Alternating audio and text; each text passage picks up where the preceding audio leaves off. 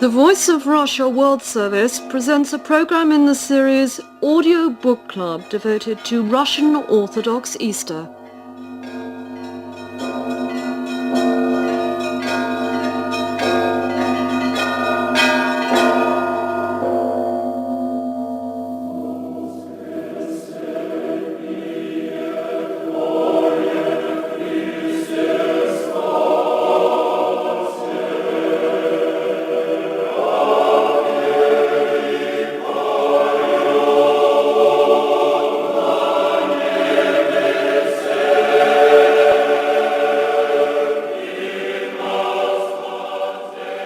Today you will hear a revelation story as it was told by its author, a village priest in the year 1909, before the October Revolution of 1917. Just before Easter, he had a prophetic dream, which took him several years ahead to the time after the revolution. Well, everything the priest saw and lived through then was later seen and suffered by many believers in this country. We hope that after listening to this story, you will better understand what the Easter holiday really means to every God-loving Russian citizen.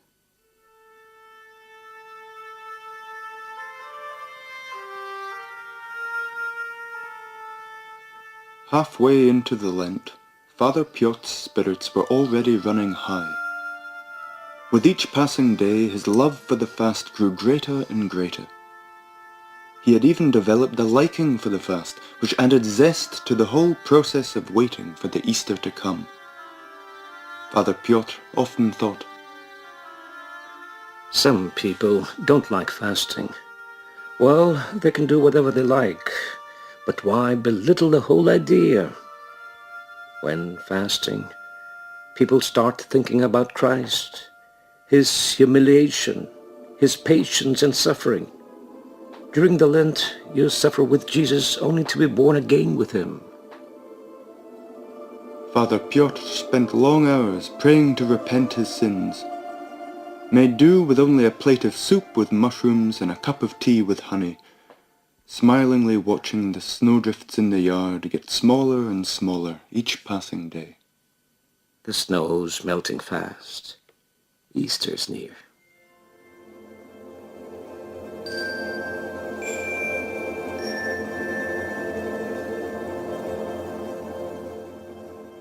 Today is Great Saturday, the last day before Easter.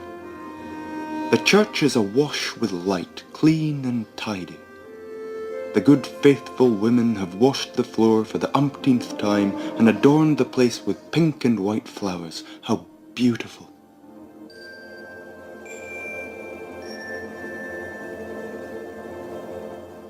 At 7 o'clock in the evening, Father Pyotr blessed the flock to read the Acts of the Apostles and went home to get ready for the intense Easter service.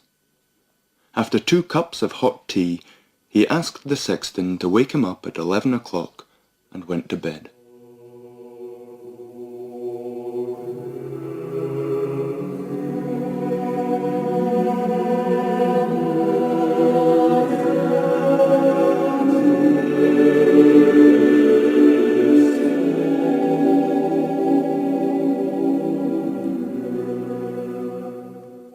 Imagine his bewilderment when, waking up several hours later, he saw it was already 1:30 in the morning. My God, it's long past midnight now. What happened? How come they didn't wake me up? Where's everybody? Totally confused, Father Pyotr dashed around the room, hitting chairs, dropping a lamp and breaking his watch. Jesus, I can't find a thing. Strange. Where's everybody? Maybe they went to another village? My God, what's that? Who's here?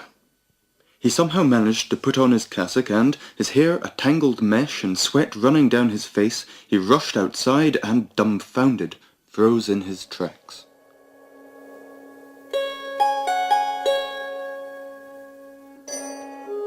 What's this? The square around the church was dark and empty.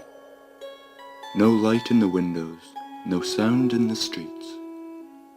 A totally unimaginable thing on an Easter night when the church is bathed in bright candlelight and the hum of many voices rises above the village square and echoes far in the mountains.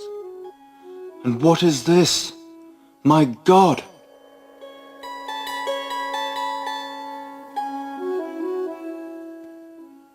Dumbfounded, he looked around him. The village was pitch dark and the only sound was coming from the watermill churning away by the riverside.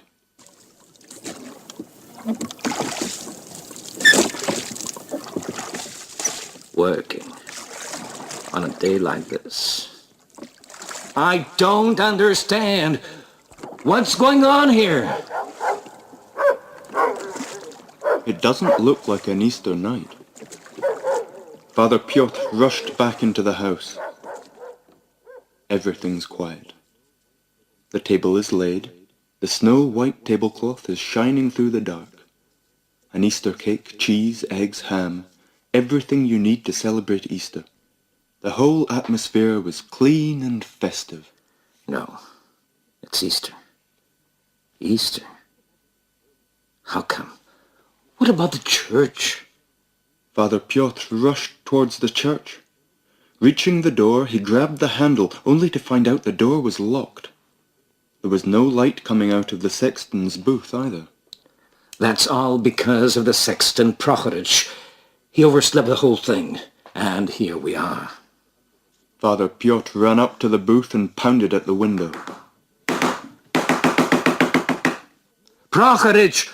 Prochorich! You overslept! You overslept the matins! Quick, Prochorich! Come on, wake up, man! The window swung open. However, instead of the sexton's familiar face, out came someone with a clean-shaven face, reminiscent of that of a doorman. Who is Prochorich? What happened? A fire? Where is the fire? What's going on here? Yeah, we overslept the matins. Ring the bell quick. See what I mean? It's Easter today. Come on, man. The head was silent for a moment or two, then narrowed its sleepy eyes and, watching suspiciously, said, Matins? Easter? I'll be damned. What are you talking about? Oh, my God. It's Easter today. Don't you understand? Ring the bells in a hurry. Well, I'll be right back. A few moments later, Father Piotr saw a man dressed in a strange uniform which made him look like a doorman and an English coachman all at the same time. Sorry, but I don't understand what you mean. Who are you? Who am I? The local priest. Who else? It's Easter today and I have to serve in church, but I overslept. Everybody overslept. Don't stare at me like that. Say something. Jesus, pray tell me what's going on here. I guess I understand now. You've probably been out of here for some time and simply don't know that we no longer have Easter, matins, or anything like that now. No longer. Come now, sit down here. You're tired. Can I take you home? What are you talking about? I have a service to conduct. It's Easter today, don't you understand? A great holiday. You are mistaken. Believe me, we don't have any holidays now. All of a sudden, Father Piotr had this strange déjà vu feeling as if someone had recently told him we had too many holidays. That the churches, icons, and the church schools were only doing harm to the people, and that all these divine services and fasting were only enriching the clergy, and so on and so forth. He also remembered how one day he was telling a peasant about the importance of fasting and confessing one's sins, only to be rudely interrupted and told that the peasant didn't really give a damn about all that. "What soul are you talking about?" the guy said. "All I know is that you've got to eat well and fight well. As to all the rest, I won't raise a finger if they close down all your churches once and for all." Father Pyotr understood everything now, and speaking in a weak, humble voice, he said, You say it's closed down? Closed down? Well, not exactly. Sometimes we open it up for visitors. Some people want to know about the past, you know. Like a museum? That's right. A museum. Let me in, please. We open only twice a week, from 12 to 3. Come back on Tuesday. It's too late now, anyway. But Easter is today. Today, not Tuesday. How are you charging your visitors? 15 kopecks a person. I'll pay you 15 rubles. Enough? I'll give you everything I have. Only let me in now. Now! Well, if you want it that bad... When the watchman took out his flashlight and unlocked the heavy iron-bound door Father Pyotr knew so well, he began to shiver. Almighty Lord, save me and have mercy on me. Looking at him with surprise, the watchman opened the second door, and Father Pyotr found himself inside the church.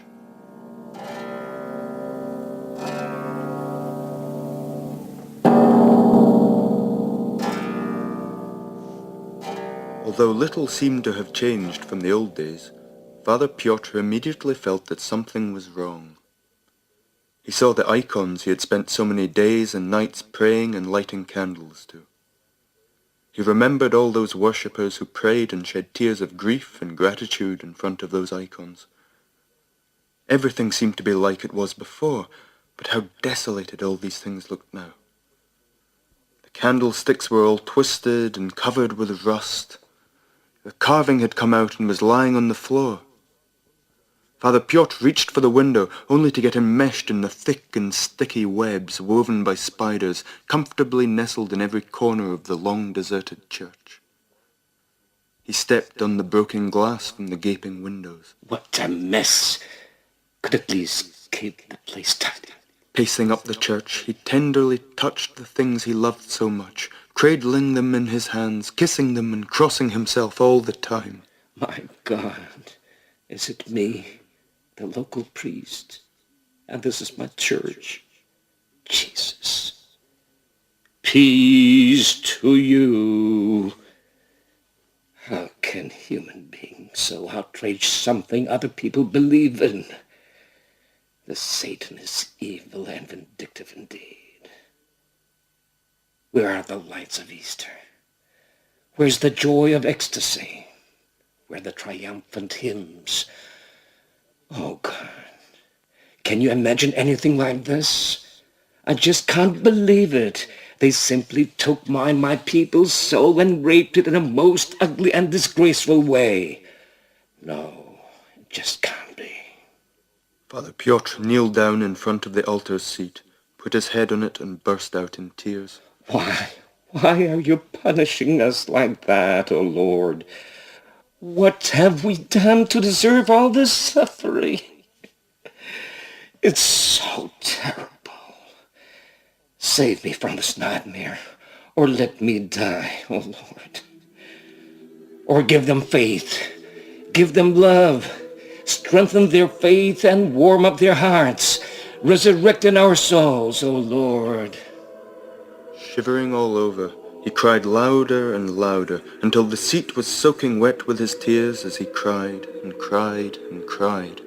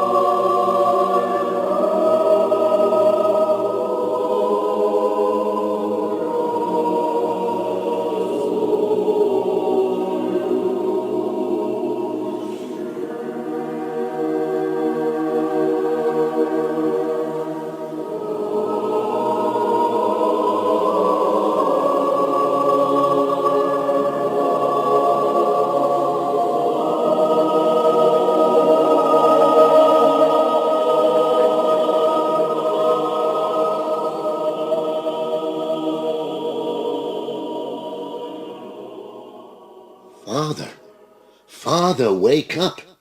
Time to ring the bells for Easter prayers. They're already ringing for church in the nearby village, and we're ready to join in. Wake up, Father. My God! I was only dreaming.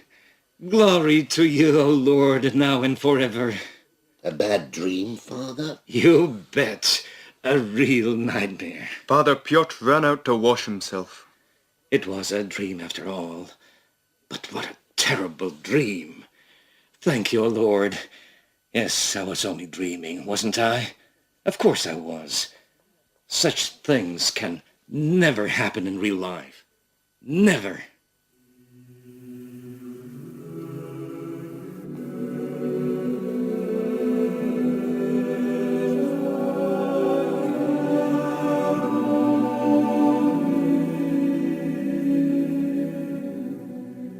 Father Pyotr looked out into the street. The church was like a fire rising up into the sky like a giant candle. Hundreds of festively dressed people filled the village square. Dressing up, he went out into the street. The spring air was warm and tender, filled with the fragrance of grass and budding trees. The clean, solemn ringing of bells was coming from the nearby villages.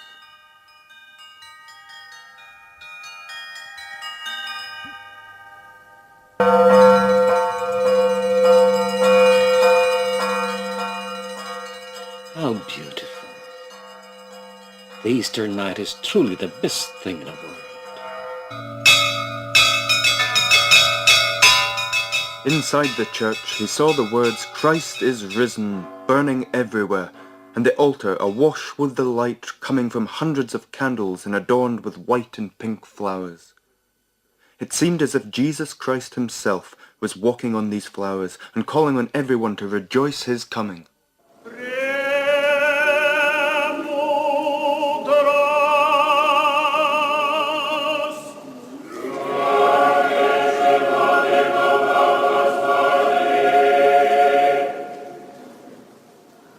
Благословен Христос Бог наш, всегда, ныне и присно и во веки веков. Totally elated, Father Pyotr began his service. Surrounded by the things he had so desperately been looking for in his nightmare dream the night before. His joy was endless and was visible in everything he said and everything he did that night. The worshippers readily echoed his feelings. Слава Тебе, Христе Боже, упование наше, слава Тебе.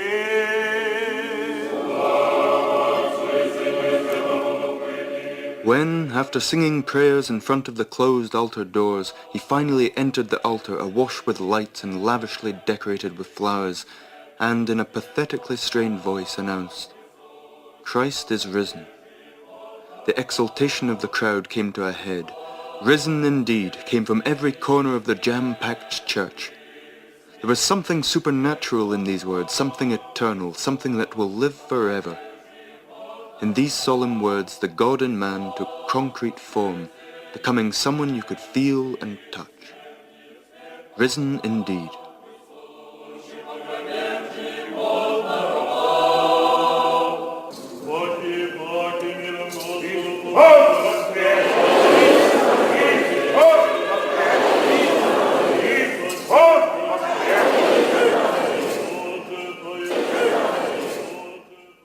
Father Pyotr served with total abandon, filled with such an overwhelming love for Jesus as if he had never celebrated Easter before. How beautiful. How beautiful, Father.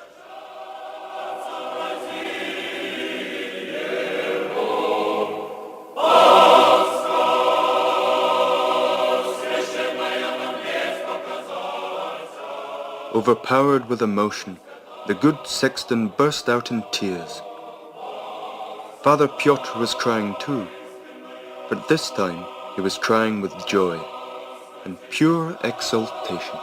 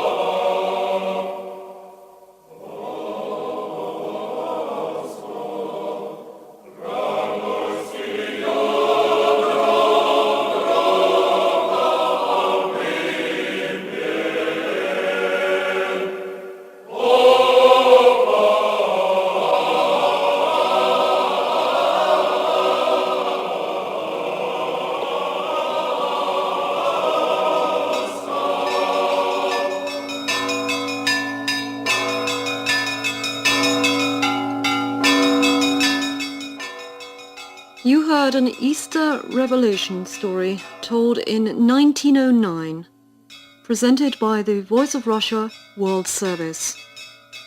The program was directed by Vladimir Dyomin. Father Pyotr was played by Ivan Sadov, The Stranger by Mikhail Chernik, the author by James Donaher. The author and music editor of the program was Tatiana Shvetsova.